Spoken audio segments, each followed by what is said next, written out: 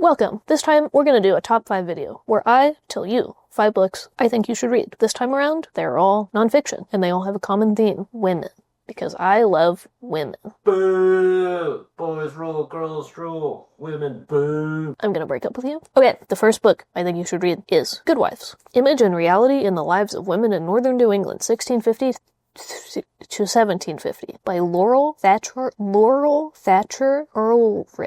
Ulrich, one of those. This is exactly what it sounds like. It's about the lives of women from 1650 to 1750 in New England. It's a lot about their daily lives, so the stuff they actually did, chores, things they do to keep up a household, and then their place in society, etc., etc. I think this is very good. It's a little more academic, so you kind of get lost in the weeds in some places, and there's a lot of detail in some places, which I think is interesting and good, but it's not exactly like a popular history.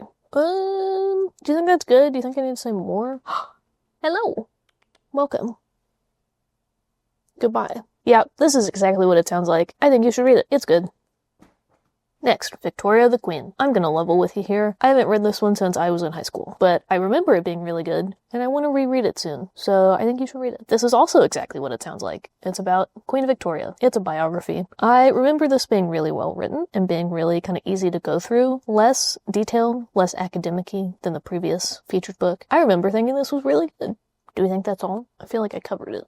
It is almost 500 pages, so it's a little bit of a chunker, but I think it's worth it. I like it. Queen Victoria was a woman. Okay, next up, To Marry an English Lord. Tales of wealth and marriage, sex, and snobbery. So this is about all of the American women in like the late 19th century, early 20th century who went over to England and married the English lords because those guys were all running out of money and they were broke and they needed money, so they married American heiresses. And this is about those heiresses. This is a very fun book. If you like Downton Abbey, even if you like a Bridgerton situation, you'll like this. It's interesting. There's fun little tidbits. It is also even less academic-y than even the last one. So it's really easy to read. And it also has a lot of pictures, a lot of little inserts. Let me see, I'll even show you. Look.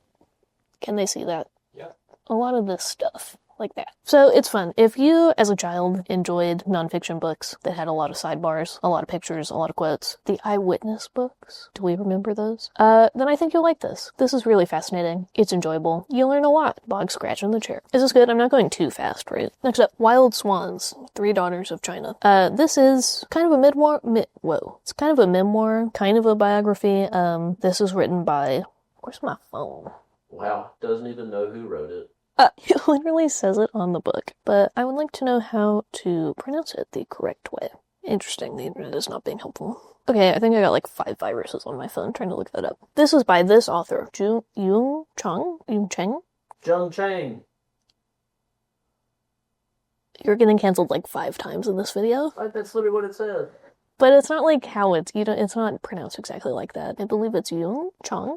Anyway, I digress. It's about 3 generations. So it's about her life, her mother's life, and then her grandmother's life in China. And it goes a lot through the Communist Revolution. So when Mao takes over China, etc. It also talks about her grandmother's experience being married to a warlord's concubine in early China before the communists took over. It's really interesting. It is also a chunker. It's about it's a little over 500 pages, and it's rough. It's real rough. Yeah, I don't know, not to boil it down too much, but I would consider this to be kind of depressing. But it's good, you learn a lot, it's interesting, it's easy to read. The only time it's hard to read is because it's difficult. She had a rough time. They all kind of had a rough time. But I think it's interesting, I think it's a good read. They were all women.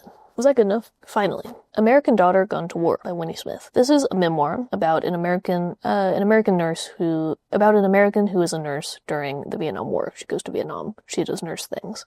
Also really rough. A lot of gory stuff in here because she was a nurse. One specific scene still remember in my brain, and I read this for the first time in high school. I read it since then because this is actually one of the books Kristen Hanna based The Women on, one of the biographies. And I definitely felt that. I remember reading The Women and thinking, this is very, very similar to this book, American Daughter Gone to War by Winnie Smith, because I had read this book previously, before I read The Women. So yeah, I'm assuming she listed a couple other biographies at the end as her sources, so I'm assuming a lot of them kind of had similar trajectories, right? Because they went to Vietnam and then they came back and dealt with a lot of stuff probably a lot of PTSD situation. So, I don't know. It's a lot like The Women. If you like The Women, maybe you'll like this book. It's very gory, though. I do warn you about that. Let's sidebar about Kristen Hanna. I've read The Women, and I've read The Four Winds. I did not enjoy them.